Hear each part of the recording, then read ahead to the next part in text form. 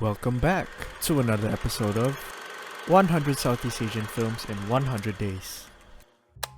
Today we'll be going through these 5 films. And the first one this week, Sailing a Sinking Sea by Olivia Wyatt. This is a documentary about the Moken people who live in between the Myanmar and Thailand waters. I would start off with the sound design, which I adored because of its ethereal space it's making you imagine, which to me works well since the sky and the sea can be a dreamy sight. It feels like I'm wandering in a dream. The shots and framings it had when the characters were telling their folklore stories made me feel like I'm floating gracefully in the ocean. The experience felt peaceful, magical, surreal, and also liberating. This film manages to capture the beauty of life at sea. Not just the beauty, but it could also be a nightmare living the lives of these people. And the second one this week, Scorpio Nights by Peke Galaga.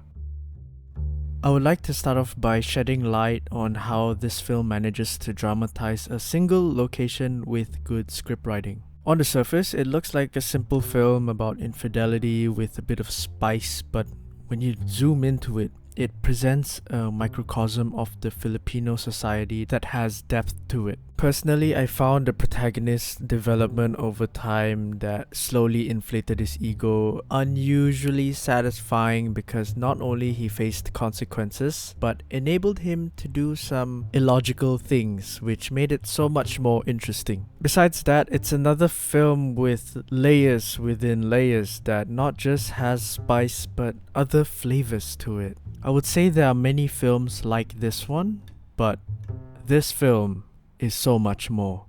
And the third one this week, Love Conquers All by Tan Choi Mui.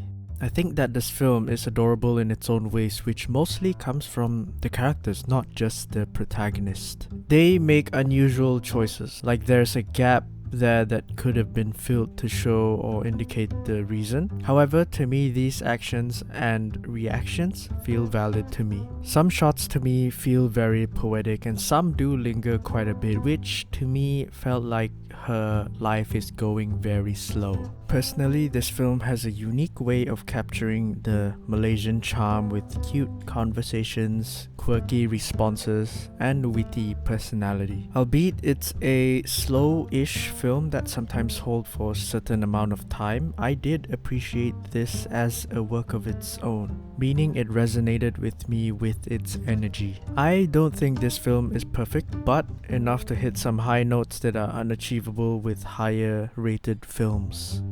And the fourth one this week, Babae Breakwater by Mario O'Hara. This film just warms my heart despite it breaking it over and over. Not just that, this film made me chuckle so many times and also made the whole experience much fun to watch. It's an honest film about Manila itself. It shows poverty, crime, power, money, and all the bad things anyone could do. However, it's told in a way that's satirical and light-hearted. You tend to forget that the hardships they live through every day feel like hardships at all. There were some scenes and scenarios that were odd and did not feel like it would have made sense, but that gets outweighed by the story and the characters. Another thing that I loved so much about this were the side characters. They're all so scruffy and random, it really felt like the characters were put through a costume randomizer.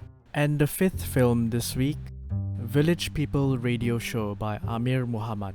This one is a Malaysian documentary film about the communist Malays who fled the country when the country was forming and have been living in southern Thailand. Its style is like watching a plant grow day by day. It's meditative, it's quiet, it's patient, and it takes its time. Part of why I think this worked really well is not just the story from the characters, but the location it was filmed in. It just emanates this feeling of wistfulness that they can't return to their country, but also choose to not return from where they grew up. I'd say this documentary was quite melancholic. And that's this week's 5 films. If you made it this far, don't forget to like, subscribe, and comment down your thoughts. And I'll see you next week. Bye bye.